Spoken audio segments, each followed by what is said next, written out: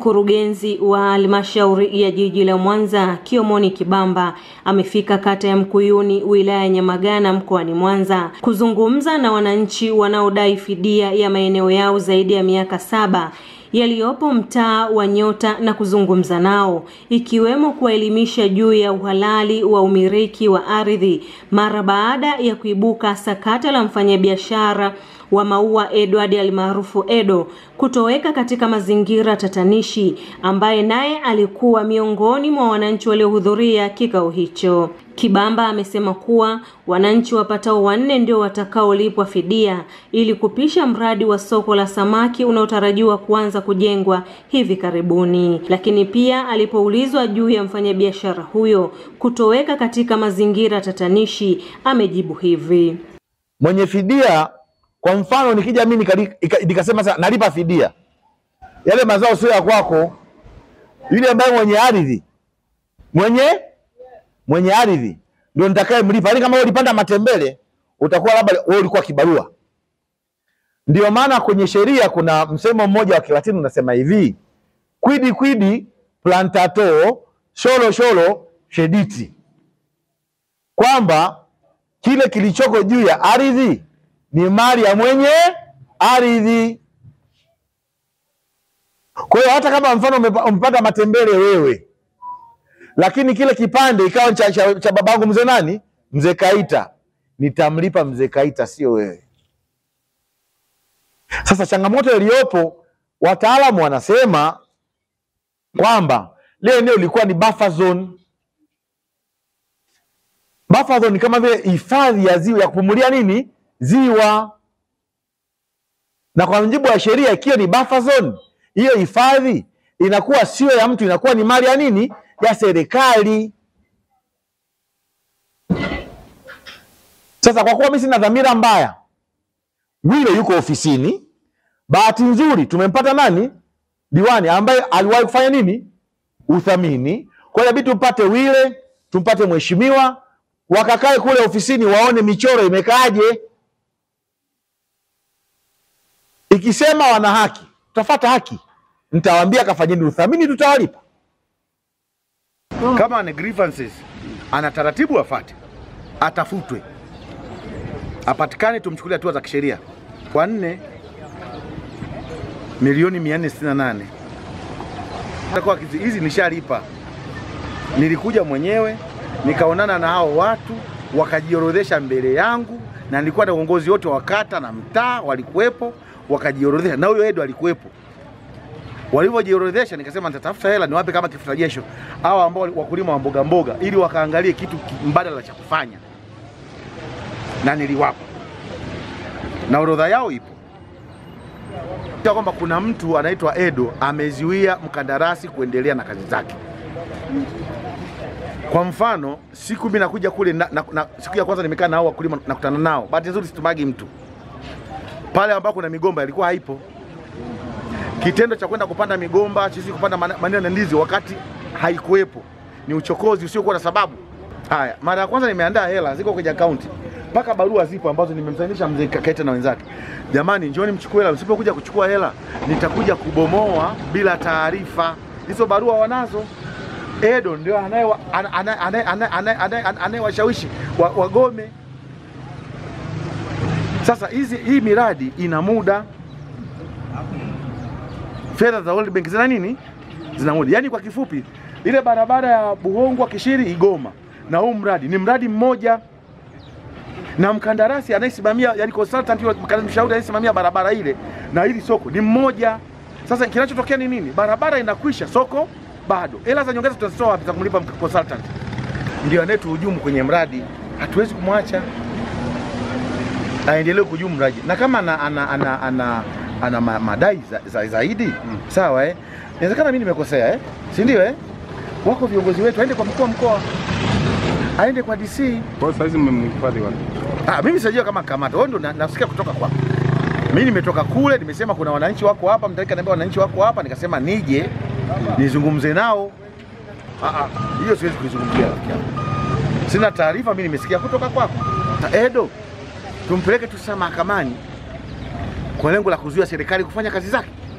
Mnamo mwezi wa pili 2025, wananchi hao waliita waandishi wa habari na kuzungumza nao kwa lengo la kuelezea changamoto inayowakabili, na haya ndio walioyasema. Mimi naitwa Steven Muhanga Kikare. Nina shamba langu hapa eneo hili tuliosimama. Nimelimiliki hapa mwaka 1975.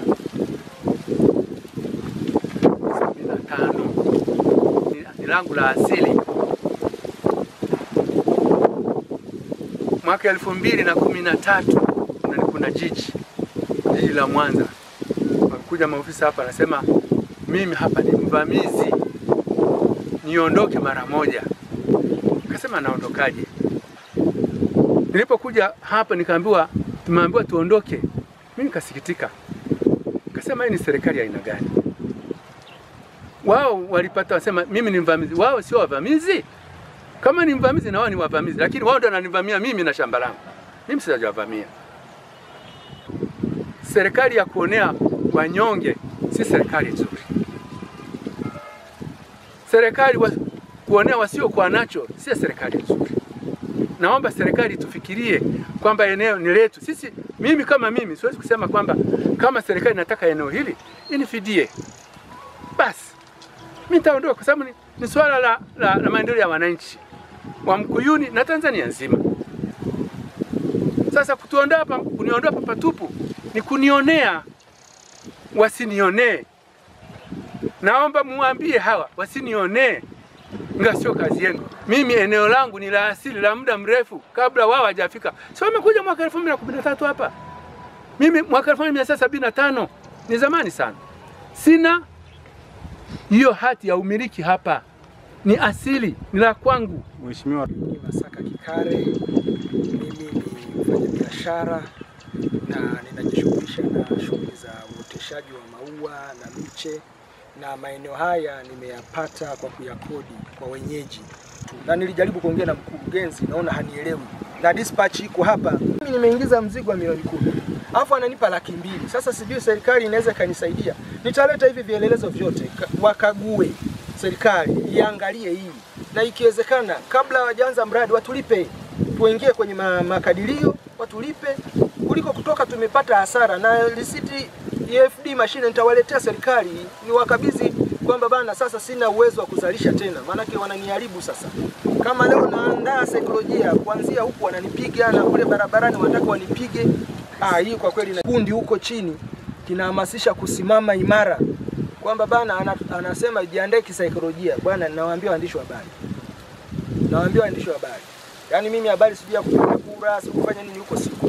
Mimi ninachohangaika na biashara yangu. Maana sasa hivi naenda kufilisika. Nimekonda, hata kitambi kimeisha, na hangaika na maisha haya. Jua linanipiga na hangaika huku. Tayari wameshanimaliza sasa. Sasa sijui wanataka mkurugenzi asema na kule kwenye garden zangu kule ambako nauza, nasema nijiandae kisaikolojia.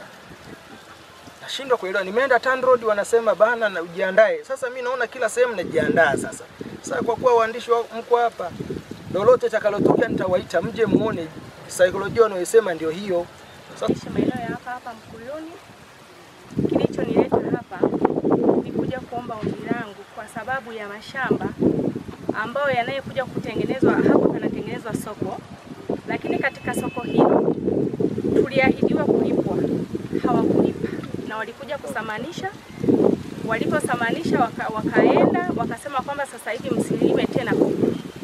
Kulikuwa kuna miwa huku, kuna maparachichi kwenye shamba, kuna vitu mbalimbali, kuna michicha, kuna nini tunazalisha.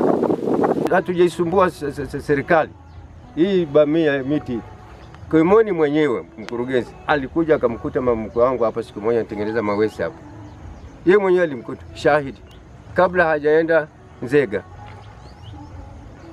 Niliwaambia jiji, halmashauri yenu hii au mashauri yetu inadaiwa pesa nyingi na wananchi. Wananchi wanapanda rudi panda shuka kuja kudai, wengine wanadai milioni 5, wengine milioni 3. Kabla Kiomoni akiwa hapo kama mkurugenzi aliacha watu wanadai, akaenda Nzega bado wanadai, akaja Ilemela, akaja tena yuko sasa. Yeye anasema ni mtu aliyesoma na madigiri, kama madigiri mwana sheria. kwa ajili ya kudhulumu tu watu. Usingekuwa unadaiwa, halmashauri inadaiwa mapesa mengi hayo, miaka yote hiyo, bado wanaridhika. Wadai walikuwa wa vijana, mpaka sasa wameshakuwa wazee. Sasa kuna haja ya kuliangalia hili. Maridhia Ngemela, M24 Online Media.